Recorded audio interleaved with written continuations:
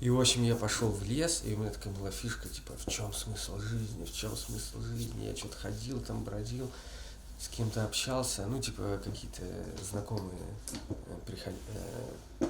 приходили в мое воображение. Ну, типа, это были не галлюцинации, я все понимал. Ну, просто такое общение было. И я всех спрашивал, в чем смысл жизни, в чем смысл жизни. Потом появился калейдоскоп такой, и типа он стал крутиться и говорит, сейчас тебе скажу, ты дожди, сейчас тебе скажу. И вот я дошел до самого конца калейдоскопа, если это вообще возможно. И бум, все закончилось, и мне он так и не дал ответ. И я, короче, пошел обратно в лагерь, и там встретил чуваков всяких, ну, знакомых, они там ели шашлыки, еще что-то делали. И говорю, ребята, у меня тут такое было, блин, в чем смысл жизни, калейдоскоп, все такое.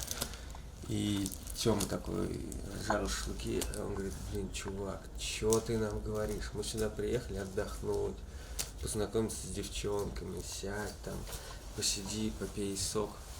Я сел, успокоился, говорю, ладно, все, парни, спасибо. Пошел дальше и увидел девушку. А через там 3 года не женился. Вот. Такая история.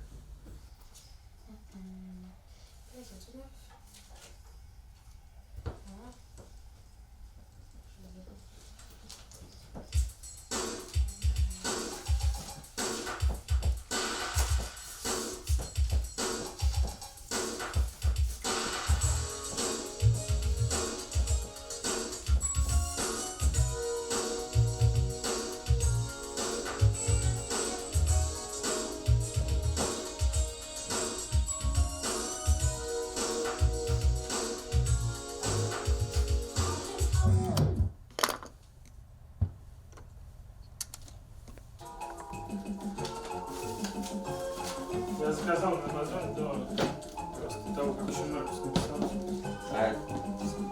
Вот я еще не видел, что там внутри.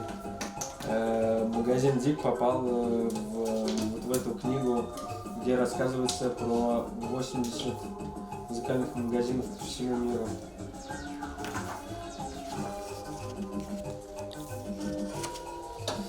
Ну, то есть мы в хорошей компании, наверное.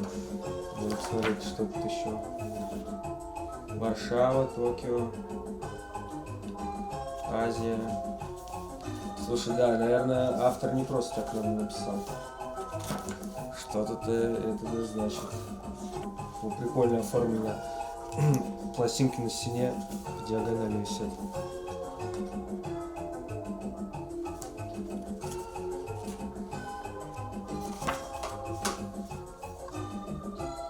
Dig Moscow, 72 год. 72-й?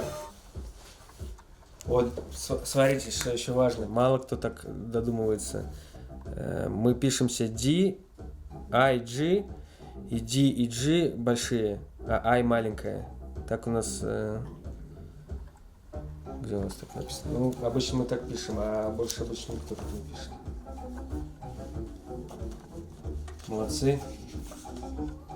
Да, кстати, хороший был статья. Да? В женском журнале особенно. А в каком? Я уже не помню. Там какой-то... Ну, типа, The Village?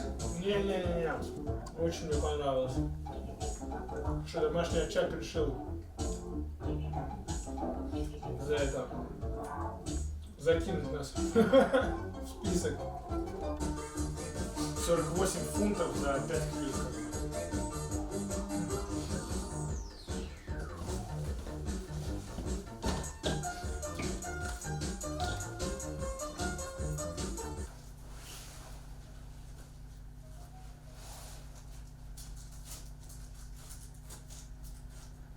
Ну, копаться одно удовольствие.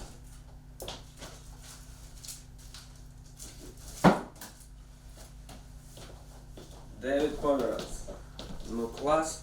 Этот канадский... Как же это называется?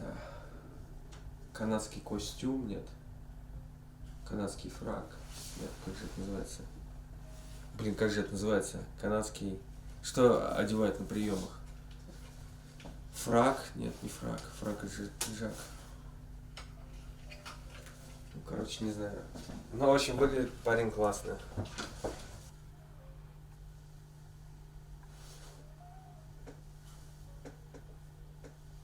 Find your heart, open up everything without ever knowing why. It's in there by and by. It's in there. Ой, ладно, это скучно слышать. Сейчас следующий трек поставим. Голос ну, такой хороший. Сейчас в наше время так не поют, нет. Just look at the mess we made. Now just look at the mess we made. Think it's so old. Да, вроде все круто, ничего не Can't цепляет. believe how lonely I get. Голос такой оставлен, 11, 12. Вот я слушаю 13-ю. Впереди так, ну нельзя сказать, что много уж совсем интересных пластинок. Итало-диско, попсово. Мне очень нравится, когда у трека есть какая-то мелодия такая простая. Вот там это все есть. В общем, и когда бас такой непрерывистый, как, например, у буги артистов чернокожих, R&B, неважно, 80-х, 60-х или нулевых годов. Мне нравится, когда бас фигачит. Czesław Nyman. Grecjo piękna, który cię uczył śpiewać z gwiazdami do chóru. К нам парень приносит сейчас каждый день пластинки восточноевропейских музыкантов Mów, в очень хорошем chociażby состоянии. szare falty gejskich. Ну, конечно, они не так уж и высоко ценятся, не особо популярны, но состояние там очень хорошее. Как будто их никогда не играли. Как будто он ездит куда-то на завод в Польшу и к нам Piany приходит biały. каждый день. Почему ты выбрал эту пластинку? По-моему, она крутая. Так вообще смешно. Не, классная, да. Там перкуссия очень круто. И необычно сделано, что она длится, не знаю сколько, 4 минуты, да? Перкуссия. Да. Хочешь проверить на всякий случай? Послушай. Пластинки — это звук, желательно в стереорежиме. Просто он мягкий. Просто он похож на тирамису, на хорошее тирамису. Ну, типа это тоже, это мир не ностальгии для меня, это просто какой-то мир, в который можно изучать, погружаться. Да и сейчас дофига пластинок производится, и новые группы выпускают. Вернуться куда-то, фу, спаси Боже. Зачем это? Это вообще смерть. Когда мне 70 лет будет, может, я буду ностальгировать. Надеюсь, я буду бодриться. Родной ник не прощается. Транс, а для меня транс — это тоже продолжение как бы психоделического рока 70-х годов. Там по частотам, по ходам, это очень похоже на... И и вообще эти все рейверы и трансеры 90-х, они вдохновлялись тем временем. Что это за обложка? Транс. Больше ничего это не может быть, только транс. Или сейчас какой-нибудь жуткий пример покажу.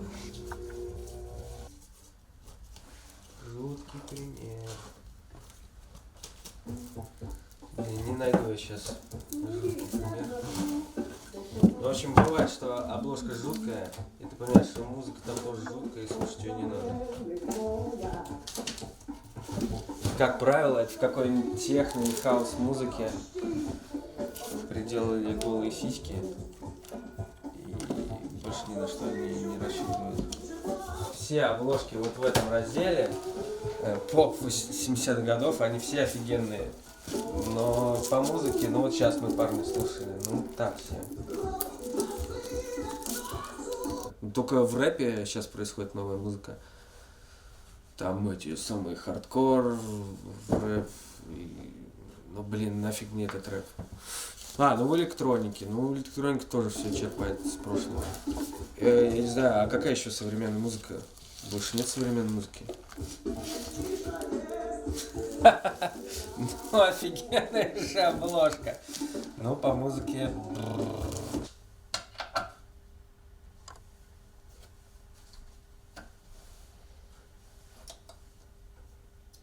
Не, я прям чувствую, что я нахожусь на такой точке.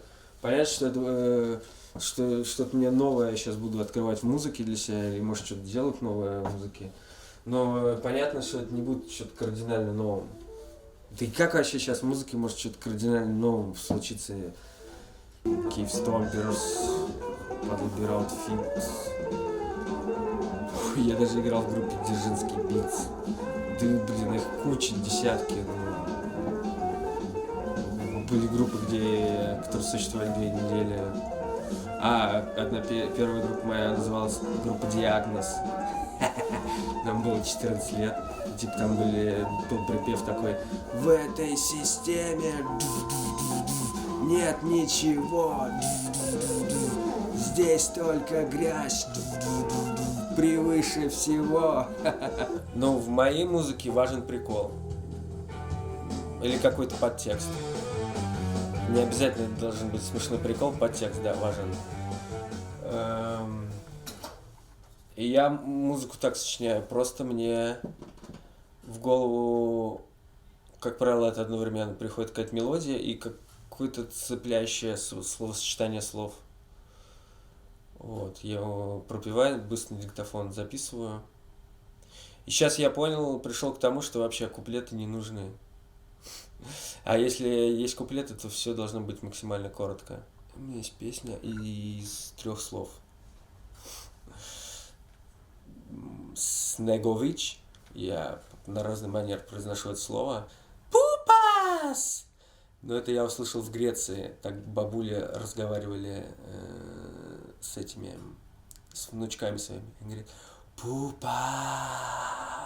И еще в этом треке есть такие слова: Ясо, щикты папа, ясо, щикты папа. Это я пытался изобразить, как поют турки. Короче, я прихожу к выводу, что самое важное все-таки в треке — это как голос передает твои эмоции. И это просто пипец как важно. И такое у меня есть разочарование. Я вот тут трек пишу, и я понял, что мне нужен мужской бэк, другой голос, не мой. Девушек дофига, а мужиков, которые поют, и это, в принципе, общемировой тренд. Вообще нет людей, которые умеют петь. Даже те клипы, которые собирают по 200 миллионов. Мне кажется, что это как-то связано с эмоциями, не знаю. Может, девушкам проще передавать эмоции. Но когда мы слышим мужиков, и это очень крупные артисты, мы слушаем, как они поют, в целом музыка может нравиться, и может нравиться сочетание инструментальной части с вокалом. И в целом они как-то могут звук интересно извлекать, но в целом они не умеют петь. Я не умею петь. И вообще мужики сейчас не умеют петь. Я имею в виду поп-музыку.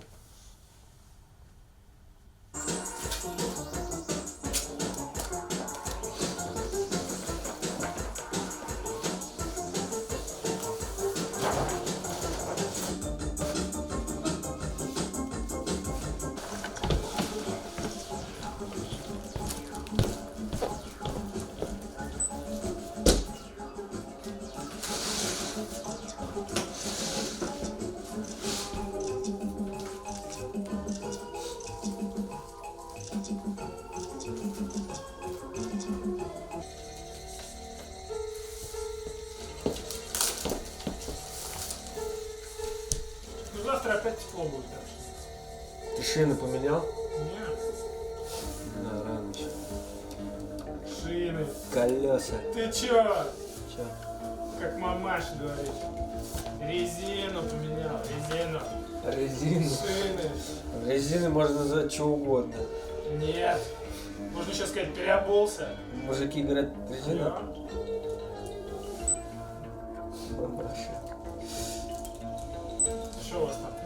Смотришь, что ли? Это интересно, очень сразу не могу сказать.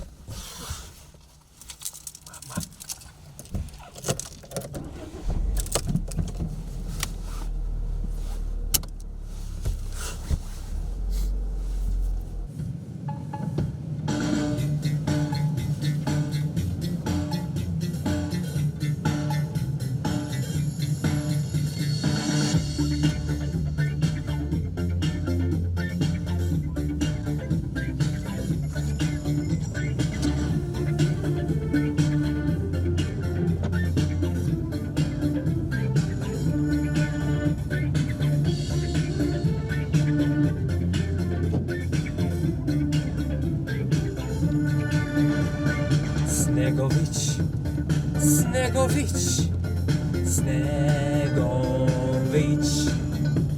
Снегович, Снегович, Снегович. Пупас! Снегович, Пупас! Снегович, Снегович, Снегович, Снегович.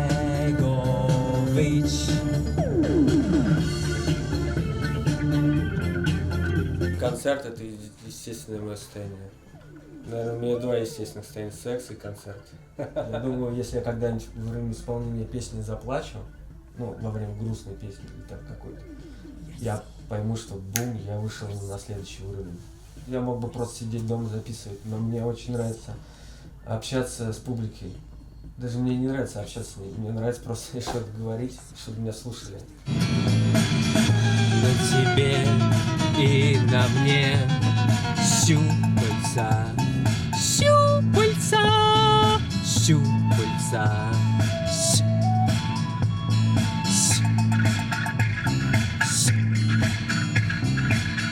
У тебя и у меня щупальца, щупальца, щупальца. Сейчас будут новые треки, они будут по-другому звучать, отлично от предыдущих, и предыдущие по-разному звучали. Ну, то есть я ищу тебя, но моя цель — это эстрада и быть эстрадным певцом, конечно. Я приду на смену Валерия Леонтьева, мне надо сейчас в спортзал пойти, это я понимаю, чтобы скакать и делать сальто на сцене. Валерий Леонтьев не вечный, он все-таки когда-нибудь уйдет на пенсию, и когда приду я. Нет, ну они же все когда-нибудь умрут. Ясо, шик ты папа, ясо, шик ты папа, ясо, шик ты папа, ясо, шик ты папа, ясо, ясо, ясо, шик ты папа, ясо, шик ты папа, ясо, шик ты папа.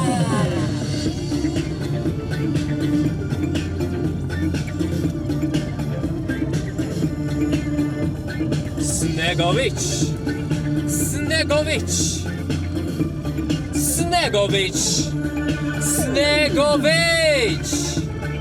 Снегович, Снегович, Снегович, Снегович, Снегович, Снегович.